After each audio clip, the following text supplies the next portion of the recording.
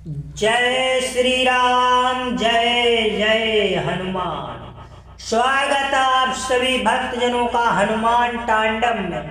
भक्तजनों, हनुमान जी की एक ऐसी साधना दर्शन करने की यदि श्रद्धा और भक्ति भाव से यदि आप करते हैं तो आप निश्चित मानिए सफलता आपको तुरंत ही प्राप्त होगी। इन नियमों से, इस विधि से और कैसे करनी है आपको संपूर्ण वृतांत हम आपको बताने जा रहे हैं।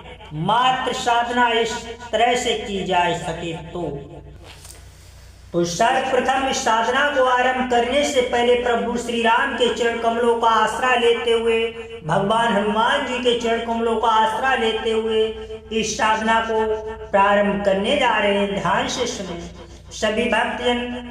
चेतावनी आपको दे रहा हूं कि सर्वप्रथम हनुमान जी के जितने भी भक्त हैं और साधना करना चाहते हैं, हनुमान जी के जितने भी नियम हैं उन नियमों को आपके लिए पालन करना बहुत बड़ा अनिवार्य है, अन्यथा इस साधना की तरफ ना बढ़े। तो चलिए भक्तजनों, श्री हनुमान जी के दर्शन करने की साधना सिद्धि और इससे क्या लाभ होंगे, क्या हानियां होगी, क्या प्राप्त होगा, वो संपूर्ण वृतांत हम आपको बताने जा रहे हैं। चलिए, इस साधना को किसी भी मंगलवार या शनिवार को शुभ मुहूर्त में रात्रि के समय 10 बजे के उपरांत यानी बाद में कर सकते हैं। साधक पवित्र होकर लाल लंगोट एवं बिना सिले 2 वस्त्र धारण कर ली, एक लाल धोती और एक लाल रुमाल या चादर, गले में चंदन की माला धारण कर ली। इसके बाद किसी एकांत स्थान को पवित्र करके श्री हनुमान जी की स्थापना करें। ये साधना शुरू यानी आरंभ करें या आप इस साधना को हनुमान मंदिर में आरंभ करें। सर्वप्रथम साधक अपने आराध्य देव के सामने ऊनी कंबल लाल रंग का बिछा ले। अगर लाल रंग का कंबल ना मिले तो सतरंगा 7 रंगों वाला हो या फिर कोई भी रंग का हो लेकिन ऊनी हो एवं स्वच्छ होना चाहिए, उसे बिछाएं। फिर उसके ऊपर सूती लाल वस्त्र कपड़ा यानी भी बिछा लें। आसन बिछाने के बाद साधक अपने आप पर गंगा जल छिड़क ले और आसन पर बैठ जाए। अब श्री हनुमान जी की पूजा शुरू करे। साधक सर्वप्रथम हनुमान जी के सम्मुख गाय के देसी घी से दीपक जलाए एवं सुगंधित अगरबत्ती गूगल धूप जला ले। धूप को गूगल को घी में मिलाकर गाय के उपले यानी कंडों पर जला ले। क्योंकि मैं एक एक बात आपके लिए इस तरह से समझा रहा हूं कि एक एक खंड आपके लिए समझ में आ जाएगा। अब एक पानी का कलश सामने रखें और फल फूल अक्षत चंदन सिंदूर पंचमेवा से पूजन करके चमेली के तेल में सिंदूर घोलकर श्री हनुमान जी की प्रतिमा यानी मूर्त पर चोला चढ़ाएं। फिर जनेऊ धारण कर और एक गदा आगे रखें। फिर लाल लंगोट खड़ाऊं ध्वजा चढ़ाएं। इसके बाद प्रसाद में चूरमा, एक पानी वाला नारियल लड्डू, हलवा सूजी का, बर्फी, खीर, पूड़ी, 5 फल, गुड़ और चने आदि चढ़ाएं। इस प्रकार से पूजन करने के बाद अपने पुण्य गुरु का ध्यान एवं स्मरण अवश्य करें। गुरु मंत्र की एक माला जप लें। फिर मूल मंत्र का उपरोक्त सिद्ध मंत्र का जप चंदन की माला से आरंभ करें, शुरू करें। माला 108 दाने की हो। साधक जप के समय पूर्ण रूप से एकाग्र होकर मंत्र का शुद्ध उच्चारण करते हुए 11 माला जप करें। ठीक इसी प्रकार से साधना को 108 दिन करें। साधना का समय निश्चित होना चाहिए एवं मंत्र जप की संख्या भी निश्चित रखें। आगे बताए गए हनुमान साधना के नियमों का पालन करते हुए ये अनुष्ठान पूर्ण करें। जब के उपरांत प्रतिदिन नैवेद्य चढ़ाएं एवं प्रसाद के रूप में गुड़ चने अर्पण करें और छोटे बच्चों को भी प्रसाद के रूप में देवें यानी बांट दें। साधक साधना की अवधि में भूमि पर शयन करे यानी भूमि पर उसे लेटना होगा, सोना होगा एवं अपना तन मन व आत्मा को पवित्र रखे और पूर्ण रूप से ब्रह्मचार्य व्रत का पालन करे तथा प्रतिदिन साधक व्रत रखे। केवल दिन में एक ही बार भोजन करे। भोजन शुद्ध सात्विक होना चाहिए। अगर साधक प्रतिदिन व्रत नहीं कर सके तो मंगलवार एवं शनिवार को अवश्य करे। इसी भांति ये साधना नियम पूर्वक पूर्ण करें। इस साधना में किसी भी प्रकार से अपवित्र नहीं आनी चाहिए यानी अपवित्रता नहीं आनी चाहिए। साधना की अवधि में अपने गुरुदेव से मार्गदर्शन लेते रहे।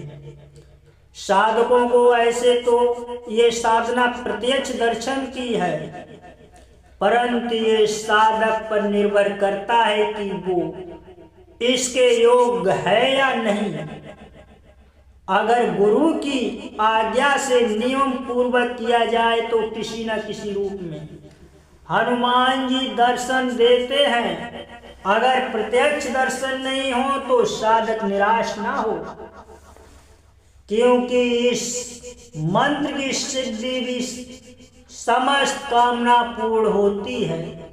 इस मंत्र से साधक हर एक कार्य में विजय होता है। इसके प्रयोग मैंने स्वयं ने भी आजमाए हैं। जो इससे प्राप्त होने वाला लाभ इस प्रकार से है, यानी श्री हनुमान सिद्धि की शक्ति से होने वाले लाभ और कार्य मेरे स्वयं का अनुभव। तो सर्वप्रथम हम आपको बताने जा रहे हैं, सुनिए। इस साधना से साधक को शक्ति, भक्ति, बल, बुद्धि, यश, ज्ञान प्राप्त होता है। पापों से मुक्ति, रोगों से मुक्ति, सुख संपत्ति व ऐश्वर्य की प्राप्ति होती है। इस साधना की सिद्धि करने के बाद हर एक कार्य में सफलता मिलती है, अर्थात रोग, दोष, भूत, प्रेत, कलह, भय, शत्रु बाधा, तंत्र बाधा, संकट कार्यों में आने वाली रुकावट आदि स्वयं ही समाप्त हो जाती है। इस साधना में धन धान्य में लाभ, धंधे में आने वाली रुकावट दूर होती है, ग्राहकों के कारण आने वाली बाधा दूर होती है। इस साधना को करने वाला साधक भूत प्रेत, जिन्नात, अला बला आदि की समस्या व बाधा से मुक्त ही रहता है। साधना के बाद नियमित रूप से हनुमान मंत्र जपते रहना चाहिए। इस मंत्र को करने वाला साधक सर्व कार्यों में विजय प्राप्त करता है और रण में विजय होकर शत्रुओं के होश उड़ा देता है। साधकों इस मंत्र से ज्ञान, बुद्धि, शक्ति व तेज प्राप्त होता है। हनुमान सिद्धि करने के बाद तंत्र, मंत्र, यंत्र की सर्व बाधाओं का निवारण होता है। साधक कर सकता है तथा मार, मूठ, उच्चाटन के प्रयोग का काट कर सकता है। शत्रुओं द्वारा किया कराया तंत्र को पुनः उन्हीं के पास भेज सकता है। मंत्र का प्रयोग करते समय पूजन अवश्य करें। हनुमान जी का साधक भय, बाधा एवं शत्रुओं से सदा भक्त हो जाता है। हनुमान का भक्त तामसिक वस्तुओं से दूर रहे कर प्रयोग करे। इस मंत्र की सिद्धि संपन्न करने के बाद समस्त दुखों का निवारण हनुमान जी स्वयं करते हैं। साधक धन की लालसा में शक्ति का दुरुपयोग ना करे। साधक के समस्त संकटों का अंत स्वयं ही हो जाता है। इस साधना को सिद्ध करने के लिए धैर्य की राह पर चलते हुए दुखी लोगों की समस्या और बाधाओं को हनुमान की शक्ति के द्वारा दूर कर सकते हैं। इस साधना के बाद झाड़ फूंक कर सकते हैं। श्री हनुमान जी के साधक को लोभ लालच छोड़कर बिना किसी मत भेदभाव के जनहित के लिए हो सके उतनी भलाई करते रहना चाहिए। इस साधना की विधि बता दी। अब मंत्र सुनिए। मंत्र इस प्रकार से एक एक शब्द बहुत आसानी रूप से हम आपको बताएंगे। पूर्णतः स्वतः इस साधना को आप पूर्ण कर सकते हैं। तो चलिए भक्तजनों, हम मंत्र को बता रहे हैं।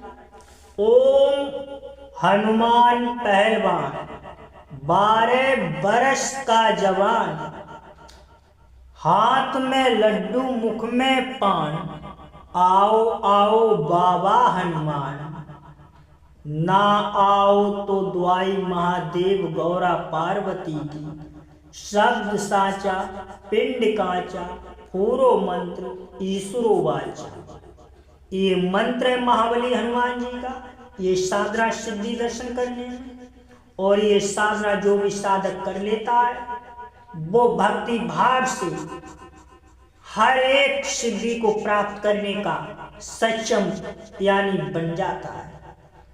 वो व्यक्ति सक्षम हो जाता है जिसकी भी सिद्धि हासिल करना चाहिए। हनुमान जी की सिद्धि सर्वप्रथम उसे प्राप्त करनी होगी, उसके बाद वो किसी भी देवी देवता की साधना कर सकता है।